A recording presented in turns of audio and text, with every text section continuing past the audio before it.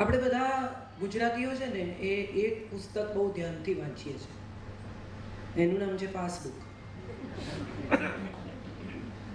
કેટલા ઉમેરાયા, કેટલું વ્યાજ, એમ ત્યાં 7% આપે છે, અહીંયા 8% આપે છે, સિનિયર સિટીઝનને તો 9 આપે છે. આ સામાન્ય રીતે ચર્ચા બધે હોય. ગુજરાતમાં ઇન્વેસ્ટ કરો, એટલા પૈસા આમ થઈ જાય, આનું આમ થઈ જાય.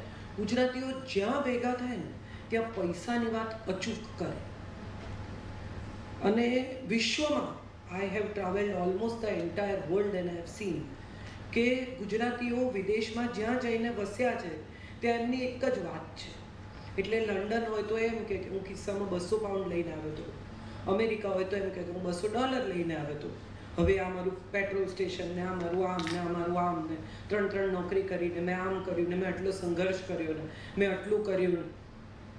આ બધું કર્યા પછી ક્યાંક આપણને એમ લાગે કે હવે એમને મજા હશે લાઈફમાં. કેટલું બધું કમાયા છો, આવો સરસ વિલા છે, આટલા પૈસા છે, 4 ગાડીઓ બહાર ઊભી છે, હવે સુખી છો ને? અરે ક્યાં બેન, ખાવાનો ટાઈમ નથી મળતો. તો એ તો પહેલાં પણ નહોતો મળતો. તો બદલાયું શું તમારી જિંદગીમાં? આવો સવાલ ઘણીવાર મને પૂછવાની ઈચ્છા થાય જ્યારે આવી બધી વાતો કરે. લોકો પોતાના ઘર બતાવે ખોલી ખોલીને. ચલો તમને ઘર, મારે કેમ જોવું પડે તમારું ઘર? મારે રહેવું તમારા ઘરમાં? ના. પણ તમે કોઈના પણ ઘરે જાઓ ને એટલે કે આવો તમને ઘર બતાવો, મારે કેમ જોવું પડે? આ આપણા બધાની એક જુદી જ માનસિકતા છે. કોઈ એવું નથી કહેતું કે મારો પરિવાર કેવો છે, ચલો તમને મારા પરિવારને મળાવો.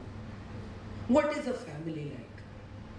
મારી પત્નીને મળાવો, મારા બાળકોને મળાવો, બેસો, મારા બાળકો બહાર આવીને તમારી સાથે વાત કરે. નાના છોકરા હોય તો એનો ટેલેન્ટ શો કરે. અંકલને પોએટ્રી ગાઈને બતાવો, અંકલને ABCD બોલીને બતાવો, પેલી તારી સ્કૂલનો ડાન્સ. અને હવે તો એક નવી ફેશન ચાલુ થઈ છે કે જો થોડાક જ ભૂતકાળમાં કોકને ઘેર લગ્ન ગયા હોય તો એ તમને જબરજસ્તી બેસાડીને વિડીયો બતાવે લગ્નનો. તમે લગ્નમાં નહોતા ગયા એનો અર્થ જ એમ કે તમારે નથી જોવું, પણ છતાં હવે તમે નહોતા આવ્યા માટે તમે જુઓ. આ આખી જે વાત છે ને એ બહુ ઇન્ટરેસ્ટિંગ છે. આપણે બધા એવું માનીએ છીએ કે આપણે ક્યાં પહોંચ્યા છીએ, શું અચીવ કર્યું છે, શું મેળવ્યું છે, શું પામ્યા છીએ, એનું સર્ટિફિકેટ આપણને બીજા લોકો પાસેથી મળવું જોઈએ. આપણા બધાની માનસિકતા છે, મારી પણ હશે. મારા સ્કૂલમેટ્સ ક્યાંક મને મળતા હશે તો મને પણ એવું કહેવાની મજા જ આવતી હશે કે હું તમારા બધાની લીગની બહાર જુએ રહેવા દો, મને 700 માણસ સાંભળે જાઉં. મને પણ યુ નેવર નો, ક્યારેક મને પણ આવો અહંકાર આવતો હશે. પણ મજાની વાત એ છે આપણા બધાની કે આપણે આપણા માટે જીવતા જ નથી. All of us. એનો સૌથી મોટો દાખલો શું? તમે તરત એગ્રી થઈ જાઓ એવો. તમારા ઘરની સારામાં સારી ક્રોકરી કોના માટે છે? કાઢીને ખાધું કોઈ દિવસ? કોઈ આવે તો સેટ તૂટી જાય. અને એમાં જો કોઈ એન્થુઝિયાસ્ટિક પત્ની હોય, સરસ બધું લગાવ્યું હોય, કેન્ડલ વેન્ડલ લગાવી હોય, પતિ બહારથી આવે તો શું પૂછે? કોણ આવવાનું છે? આ તમે આવ્યા ઓછા ને? કોક પત્ની બહુ જ આમ રસિક હોય સ્વભાવે, રોમેન્ટિક હોય, સરસ સાંજે સિલ્કની સાડી પહેરે, ગજરો ગજરો નાખે, પરફ્યુમ નાખી, પતિના આવવાના ટાઈમે તૈયાર હોય તો આવીને શું પૂછે? ક્યાં જાય છે? પેલી જો એમ કે હું તો તમારા જ માટે તૈયાર થઈ તો એમ કે મગજ ઠેકાણે છે. આપણે એકબીજા માટે, પોતાના માટે જીવવાનું ભૂલી ગયા છીએ. Simply forgotten. એકચ્યુઅલી તમે સારામાં સારા કપડાં ખરીદો તો કોના માટે ખરીદો છો? તમારા પોતાના માટે. મને ગમે છે માટે મેં સાડી લીધી, અથવા મને ગમે છે માટે મેં શર્ટ લીધું, પણ એ પહેર્યું ક્યારે? જ્યારે બીજા જુએ ત્યારે. આ સાડી તો મેં વિસાનગરના ફંક્શનમાં એકવાર પહેરી છે, એટલે ફરી નહીં પહેર્યું. યાદ રાખે લોકો. મને લોકો મેસેજ કરે છે કે આ સાડી તમે પોરબંદરમાં પહેરી હતી એ છે ને. હું શું બોલી હતી એ યાદ કરો ને. મેં કઈ સાડી પહેરી હતી અગત્યનું છે, પણ આ એક મજા છે કે તમે પોરબંદરમાં પહેરી હતી એ સાડી છે ને. બધાની એક એવી લાઈફ છે કે જેની અંદર આપણે જનરલી બીજા લોકો માટે જીવતા થઈ ગયા છે. મોસ્ટ ઓફ અસ બીજાનું સર્ટિફિકેટ. કોઈ કહે તો તમે સુખી, કોઈ કહે તો તમે પૈસાવાળા. તમારી મર્સિડીઝ એકલા તમે ચલાવીને જતા હો તો તમને ગીત ગાવા ના ગમે, પણ જો કોઈ જૂનો મિત્ર મળી જાય તો ચેન દઈને ઊભી રાખે. આપણી હમણાં જ લીધી સી ક્લાસ. આ એક મજા છે આપણા બધાની. અને માટે મારે જે તમને કહેવું છે એ કહેવું છે કે પૈસા, પરિવાર, પ્રેમ, પ્રોબ્લેમ પણ પોતાના હોવા જોઈએ. મોટા ભાગના લોકો પ્રોબ્લેમ પણ એટલો ઝડપથી શેર કરે. બીજાને તમારા પ્રોબ્લેમમાં બે જ રસ છે, એક ગોસિપ, બીજી મજા. ત્રીજો રસ નથી, સિવાય કે બહુ જ અંગત હોય, બહુ જ તમારા પોતાના હોય તો એને રસ પડે કે શું થયું બેટા હું તારી મદદ કરું, કે શું થયું ભાઈ હું તારી મદદ કરું. હું આજે એમ કહું કે મારો દીકરો મારું કહ્યું નથી માનતો, મારી સાથે ઝઘડે છે, તો સૌથી વધારે મજા કોને આવે? ઓડિયન્સ. કે બોલો ગામમાં પેરેન્ટિંગ શીખવેલું, છોકરું તો માનતું નથી. આ એક વિચિત્ર પ્રકારની ફન છે કે જે આપણને બધાને બહુ મજા આવે છે કરવાની. મારે જે વાત કરવી છે એ કરવી છે કે પરિવાર એટલે શું. સૌથી પહેલા વોટ ઇઝ અ ફેમિલી? તમે કોને ફેમિલી કહો છો? નિરંજન ભગતની એક બહુ સરસ કવિતા છે કે ઘર તમે કોને કહો છો? જ્યાં ટપાલી પત્ર લાવે એ તમારું એડ્રેસ છે. પૂછતા વણ પૂછતા મિત્રો અને મહેમાન જે આવી પડે, ક્યારેક તો આવી ચડે. તો પછી જ્યાં જ્યાં તમે પગથી ઉતારી પગરખા, ટોપીએ માથેથી ઉતારી, દમ નિરાંતનો હાશ ભરો છો. જ્યાં તમને જોઈને સર્વના મુખ પલકમાં મલકી ઉઠે, ત્યાં ત્યાં વધે શું તમારું ઘર નથી? આપણે મકાનને ઘર કહેતા થયા. એકચ્યુઅલી મકાન ઘર નથી, ફર્નિચર ઘર નથી, કર્ટન ઘર નથી, ઇટાલિયન બેડ ઘર નથી. ઘર તો આપણા રહેવાથી બને છે. 6 એસી નંખાવ્યા પછી રાતના 6 કલાક જો તમે નિરાંતે સૂઈ ન શકવાના હો તો એ 6 એસી કંઈ જ કામના નથી. મોટા ભાગના લોકોની મજા શું છે કે છોકરાઓ માટે હું મહેનત કરું છું, મને જે નથી મળ્યું એ બધું મારા છોકરાઓને મારે આપવું છે. એકચ્યુઅલી તમને જે નથી મળ્યું એ આપો કે ના આપો અલગ વાત છે, પણ તમને જે મળ્યું છે ચોક્કસ આપો, કારણ કે તમને સમય મળ્યો છે તમારા માતા પિતાનો. યાદ કરો એ દિવસો કે જ્યારે જુહુ જઈને ખાલી એક આઈસ્ક્રીમ ખાતા હતા અને એવું લાગતું હતું કે ઓહો આજની સાંજ તો ગજબ નીકળી ગઈ. જે લોકો 60ના દાયકામાં જન્મ્યા છે એ લોકો બધા, જે એજ ગ્રુપ હું જોઉં છું એ બધાને તમે પૂછો તો બાજુમાં ટીવી જોવા જતા હતા. બ્લેક એન્ડ વ્હાઇટ ટીવી બાજુવાળાને ઘેર હતું, અને એને ત્યાં જો મહેમાન આવી જાય તો રવિવારનું પિક્ચર આપણું અધૂરું રહી જાય, કાઢી મૂકે તમને કે હવે ઘરે જાઓ, અને આપણાથી કંઈ કહેવાય નહીં. એ 60ના દાયકામાં જન્મેલા લોકોએ કાળા ટેલિફોન જોયા ચકરડાવાળા, પછી પુશ બટન જોયા, પછી હેન્ડફ્રી જોયા, પછી પેલા નાના ફોન જોયા, અને પછી સ્માર્ટફોન જોયા. એ લોકોએ ધોતિયા પણ જોયા ને શોર્ટ્સ પણ જોયા. એ લોકોએ કૂવા પણ જોયા ને એ લોકોએ હોટ એન્ડ કોલ્ડ વોટર પણ જોયું. એમણે બળદગાડા પણ જોયા અને એમણે ફ્લાઇટ્સ પણ જોઈ. આ એક એવી પેઢી છે કે જેણે ઝડપથી ટ્રાન્ઝિશન જોયું. બદલાતી દુનિયાની સાક્ષી છે આ પેઢી. એણે કોરોના પણ જોયું.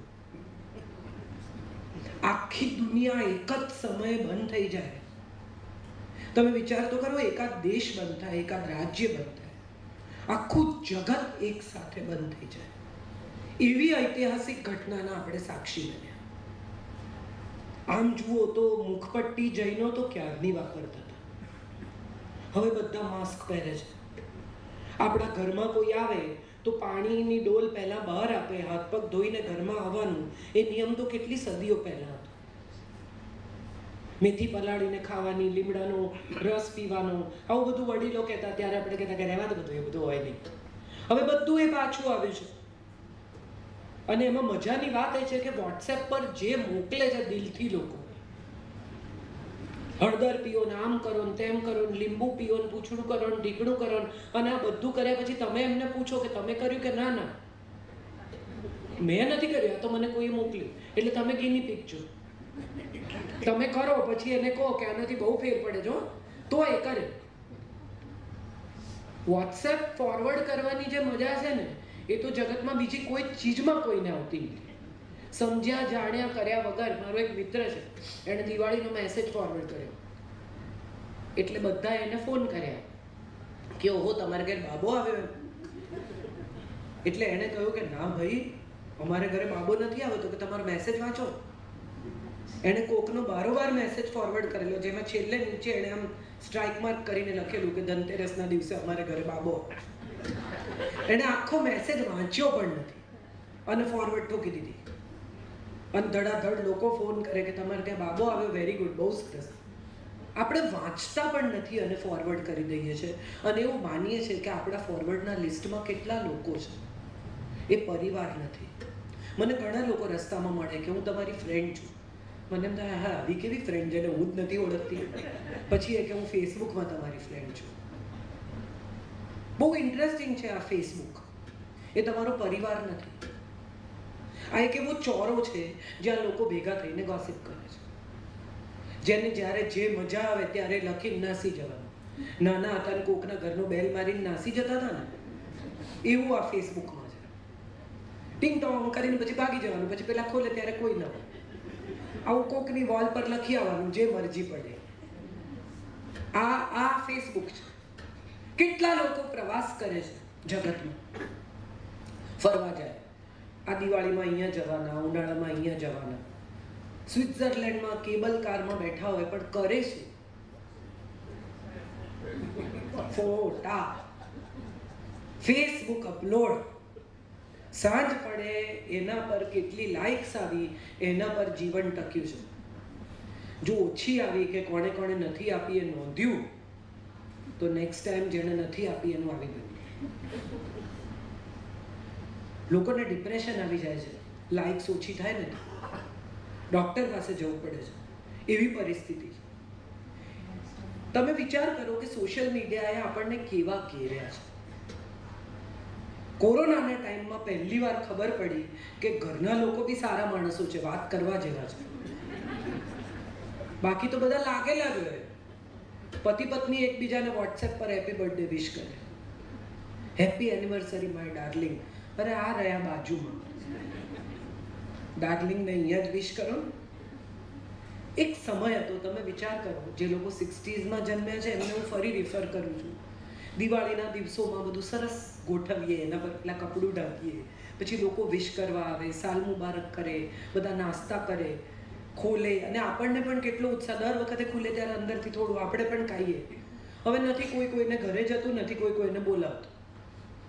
સોશિયલ મીડિયા ઉપર દિવાળીના મેસેજ વિશ કરી દેવાના, અને આવા બાબો આવ્યો છે જેવું કંઈક ઉમેરાઈ જાય તો પાછું એમાંય લફડું. આપણે બધા જ જાણે અજાણે એક એવી દુનિયામાં પ્રવેશી ગયા છીએ જે માનવ વિહીન થઈ ગઈ છે. માણસ વગરનું જગત છે.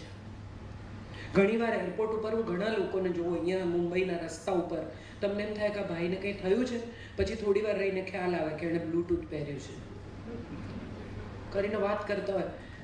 હાથ હલાવવાનો તો એ જોતો તો છે નહીં, તું શેના માટે હાથ હલાવે છે? No no no, listen to what I am saying. No, you don't do that. એણે બ્લૂટૂથ પહેર્યું છે, તમને એમ થાય કે એકલો વાત કરે છે બચાડો, એને કંઈ થતું હશે. આ એક કેવી માનવ વિહીન જગતમાં આપણે પ્રવેશી ગયા છીએ. તમે ગૂગલમાં લોગિન થાઓ ને તો તમને ગૂગલ પૂછે, આર યુ અ રોબો? પછી તમારે અમુક વસ્તુ ટાઈપ કરવાની, ત્યારે તમને ગૂગલ કહે કે આ બરાબર છે, આ તમે જ છો. એટલે હવે તો માણસની જગ્યાએ રોબો ગોઠવાયા છે. અમેરિકામાં તો રોબોના બાર છે. તમે એને જે ઓર્ડર કરો એ ડ્રિંક તમને રોબો બનાવીને આપી દે. હવે માણસોની જરૂર નથી. પણ આપણા દેશમાં એવું નથી. આપણા દેશમાં તો માણસને કામ જોઈએ છે. આપણા દેશમાં મશીન રિપ્લેસ થયા ત્યારે સૌથી પહેલાં ગાંધીએ કહ્યું કે મશીન માટેનો આ દેશ જ નથી. આજથી 75 વર્ષ પહેલાં એમણે કહ્યું, 80 વર્ષ પહેલાં એમણે કહ્યું કે આ મશીન માટેનો દેશ જ નથી, અહીંયા તો માણસને કામ આપવાનું છે. હવે તમે મજા જુઓ કે જે ડોમેસ્ટિક હેલ્પ છે, તમારો કચરાવાળો રોજ આવીને કચરો લઈ જતો હોય તો આપણે એનું નામ પૂછવાની દરકાર નથી કરતા. પણ જો એ 3 દિવસ ન આવે તો નામ, સરનામું, ફોન નંબર બધું ગોતી કાઢી. ક્યાં રહે છે ગોતો યાર એને. જે મિસિંગ છે, જે નથી, એને શોધવા નીકળવાની આખી રમત છે. ફેમિલી એક સમય હતો કે દાદા, કાકા, મામા બધા ભેગા. એવી ફ્રેન્ડ જેને હું જ નથી ઓળખતી, પછી એ કે હું ફેસબુકમાં તમારી ફ્રેન્ડ છું. બહુ ઇન્ટરેસ્ટિંગ છે આ ફેસબુક. એ તમારો પરિવાર નથી. આ એક એવો ચોરો છે જ્યાં લોકો ભેગા થઈને ગોસિપ કરે છે. જેને જ્યારે જે મજા આવે ત્યારે લખીને નાસી જવાનું. નાના હતા ને કોકના ઘરનો બેલ મારીને નાસી જતા હતા ને, એવું આ ફેસબુકમાં છે. ટિંગ ટોંગ કરીને પછી ભાગી જવાનું, પછી પેલા ખોલે ત્યારે કોઈ ન હોય. આવું કોકની વોલ પર લખી આવવાનું જે મરજી પડે. આ ફેસબુક છે. કેટલા લોકો પ્રવાસ કરે છે જગતમાં, ફરવા જાય. આ દિવાળીમાં અહીંયા જવાના, ઉનાળામાં અહીંયા જવાના, સ્વિટ્ઝરલેન્ડમાં કેબલ કારમાં બેઠા હોય, પણ કરે છે ફોટા, ફેસબુક અપલોડ. સાંજ પડે એના પર કેટલી લાઇક્સ આવી, એના પર જીવન ટક્યું છે.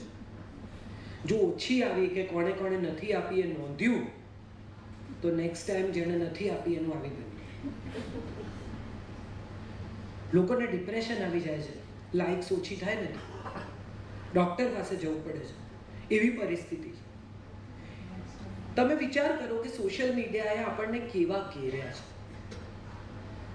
કોરોનાના ટાઈમમાં પહેલી વાર ખબર પડી કે ઘરના લોકો બી સારા માણસો છે, વાત કરવા જેવા છે. બાકી તો બધા લાગેલા જ હોય. પતિ પત્ની એકબીજાને વોટ્સએપ પર હેપી બર્થડે વિશ કરે, હેપી એનિવર્સરી માય ડાર્લિંગ. અરે આ રહ્યા બાજુમાં, ડાર્લિંગને અહીંયા જ વિશ કરો. એક સમય હતો, તમે વિચાર કરો, જે લોકો 60s જન્મ્યા છે એમને હું ફરી રિફર કરું છું. દિવાળીના દિવસોમાં બધું સરસ ગોઠવીએ, એના પર પેલા કપડું ઢાંકીએ, પછી લોકો વિશ કરવા આવે, સાલ મુબારક કરે, બધા નાસ્તા કરે, ખોલે, અને આપણને પણ કેટલો ઉત્સાહ. દર વખતે ખુલે ત્યારે અંદરથી થોડું આપણે પણ ખાઈએ. હવે નથી કોઈ કોઈને ઘરે જતું, નથી કોઈ કોઈને બોલાવતું. સોશિયલ મીડિયા ઉપર દિવાળીના મેસેજ વિશ કરી દેવાના, અને આવા બાબો આવ્યો છે જેવું કંઈક ઉમેરાઈ જાય તો પાછું એમાંય લફડું. આપણે બધા જ જાણે અજાણે એક એવી દુનિયામાં પ્રવેશી ગયા છીએ જે માનવ વિહીન થઈ ગઈ છે. માણસ વગરનું જગત છે. ઘણીવાર એરપોર્ટ ઉપર હું ઘણા લોકોને જોઉં, અહીંયા મુંબઈના રસ્તા ઉપર, તમને એમ થાય કે ભાઈને કંઈ થયું છે, પછી થોડી વાર રહીને ખ્યાલ આવે કે એણે બ્લૂટૂથ પહેર્યું છે કરીને વાત કરતા હોય. હાથ હલાવવાનો તો એ જોતો તો છે નહીં, તું શેને માટે હાથ હલાવે? No no no, listen to what I am saying. No, you don't do that. એણે બ્લૂટૂથ પહેર્યું છે, તમને એમ થાય કે એકલો વાત કરે છે, બચાડો, એને કંઈ થતું હશે. આ એક કેવી માનવ વિહીન જગતમાં આપણે પ્રવેશી ગયા છીએ. તમે ગૂગલમાં લોગિન થાઓ ને તો તમને ગૂગલ પૂછે, આર યુ અ રોબો? પછી તમારે અમુક વસ્તુ ટાઈપ કરવાની, ત્યારે તમને ગૂગલ કહે કે આ બરાબર છે, આ તમે જ છો. એટલે હવે તો માણસની જગ્યાએ રોબો ગોઠવાયા છે. અમેરિકામાં તો રોબોના બાર છે. તમે એને જે ઓર્ડર કરો એ ડ્રિંક તમને રોબો બનાવીને આપી દે. હવે માણસોની જરૂર નથી. પણ આપણા દેશમાં એવું નથી. આપણા દેશમાં તો માણસને કામ જોઈએ છે. આપણા દેશમાં મશીન રિપ્લેસ થયા ત્યારે સૌથી પહેલાં ગાંધીએ કહ્યું કે મશીન માટેનો આ દેશ જ નથી. આજથી 75 વર્ષ પહેલાં એમણે કહ્યું, 80 વર્ષ પહેલાં એમણે કહ્યું કે આ મશીન માટેનો દેશ જ નથી, અહીંયા તો માણસને કામ આપવાનું છે. હવે તમે મજા જુઓ કે જે ડોમેસ્ટિક હેલ્પ છે, તમારો કચરાવાળો રોજ આવીને કચરો લઈ જતો હોય તો આપણે એનું નામ પૂછવાની દરકાર નથી કરતા. પણ જો એ 3 દિવસ ન આવે તો નામ, સરનામું, ફોન નંબર બધું ગોતી કાઢીએ. ક્યાં રહે છે ગોતો યાર એને. જે મિસિંગ છે, જે નથી, એને શોધવા નીકળવાની આખી રમત છે. ફેમિલી એક સમય હતો કે દાદા, કાકા, મામા બધા ભેગા હોય ને એક માનો રાજા બેઠો હોય. પછી આ 2 જણના લગ્ન થાય. પાપાની પરીએ પાંખો ઘેર મૂકીને આવવાની એવી શરત છે. રાજા બેટો જ રહે. એટલે પેલી પરી જે આવી છે એને મા બાપે દીકરાની જેમ ઉછેરી છે અને મા બાપે એનો ઘણો ગૌરવ લીધું છે કે અમે તો અમારી દીકરીને દીકરાની જેમ ઉછેરી છે, પણ દીકરાને દીકરીની જેમ ઉછેર્યો નથી. એટલે હવે સમસ્યા ત્યાંથી શરૂ થાય છે કે દીકરો નથી પોતાનો બેડ કરતો, નથી પોતાનું કબાટ ગોઠવતો, નથી પોતાના મોજા શોધી લેતો, અને આ તો ભણી ગણીને નોકરી કરતી આવી છે. એની ઈચ્છા એવી છે કે આ થોડી મારી મદદ કરે, જે તો થવાનું નથી. અને કદાચ કરે તો છોકરાની મમ્મીને પ્રોબ્લેમ છે કે મારા છોકરા પાસે કામ કરાવે છે. અહીંથી થાય છે સમસ્યા શરૂ. ટીંડોળા ગોળ સમારવા કે ઊભા સમારવા, એ ત્યારે જ સવાલ આવે જ્યારે આખા ગળી જવાના હોય.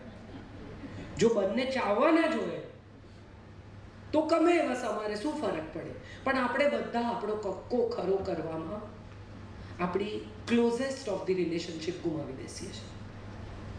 જેને સૌથી વધુ ચાહવા જોઈએ એની સાથે સૌથી વધુ ડિફરન્સ ઓફ ઓપિનિયન છે, જેની સાથે સૌથી આનંદથી રહેવાનું છે એની સાથે સૌથી વધુ મતભેદ છે. સવારના પતિ પત્ની બંને કામ કરતા હોય અથવા પત્ની સવારે બિઝી હોય અને ઘરના લોકો વધારે હોય અને સવારે 8:30 પતિ વાલ કરવા હોય તો પતા કે આગારો આ ટાઈમ છે. ઘડિયાળ જોઈને પ્રેમ થાય કોઈ દિવસ? એને જે ટાઈમે વાલ આવે એ જ ટાઈમે વાલ આવે.